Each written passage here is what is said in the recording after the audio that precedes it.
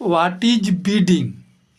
This is a stranger customs. विवाह क्या है?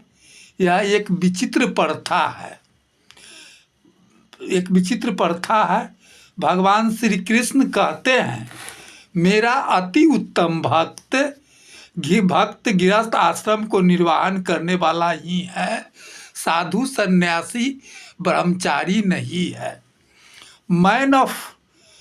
मैन ऑफ ए स्कॉलर कहता है, नो नॉलेज विदाउट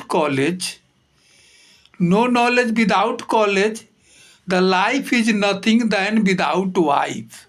आध्यात्मिक ग्रंथ के अनुसार सभी धर्मों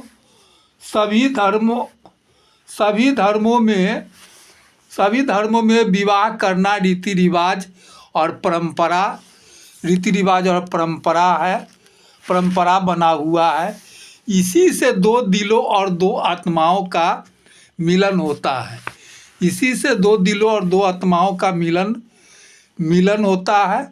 मिलन होता है और इसे विवाह कहते हैं। यह दोनों शरीर में उत्तम शक्ति जागृत करता है।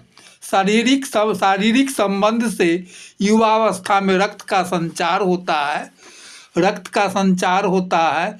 शारीरिक समागम दोनों शरीर के लिए उत्तम एक्सरसाइज व्यायाम है। सर्वश्रेष्ठ इंजॉयमेंट आनंद है। संभोग ही मानव जाति को खूंटा की तरह बांध कर रखती है। इसीलिए तो नारी जाति ही मानव जाति को अस्तित्व कहा गया है।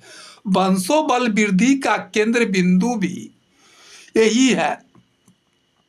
दोनों को दिमागी संतुलन बनाए रखता है। संभोग ही नर नारी दोनों को शांति प्रदान करता है और मन आत्मा दिमाग को शांत रखता है। ये दोनों एक दूसरे की शारीरिक अंग है। भाई बहन जुदा हो जाते हैं, किंतु ये जीवन भर एक दूसरे को साथ निभाती है। इसीलिए तो इन्हें अर्धांगिनी भी कहा गया है। दोनों की कर्म कमाई से एक नई संसार का निर्माण होता है। नई संसार निर्माण करना ही मानव जाति का जीवन का लक्ष्य है। किंतु मूर्ख लोग बच्चा पैदा करना ही विवाह का लक्ष्य समझते हैं। विवाह को विचित्र प्रथा इसलिए कहा गया है कि ये दो परिवार में जन्म ग्रहण करती है और 18 से 27-30 वर्ष के होते ही लड़की को अपने पिता के घर को त्याग कर पति के पराये घर जीने के लिए रीति रिवाज परंपरा के अनुसार मजबूर होना पड़ता है। यह सतयुग त्रेता द्वापर काल से चली आ रही प्रथा है। इसे रामकृष्ण मोहम्मद यीशु और बौद्ध ने भी नहीं बदला है, न संशोधन किया है। हाँ, द्वापर युग में देखने को मिलता है, मामा और फूफा के लड़का लड़की के साथ विवाह होता है। यह भारत के कुछ राज्यों में चल रहा है, जैसे महाराष्ट्र।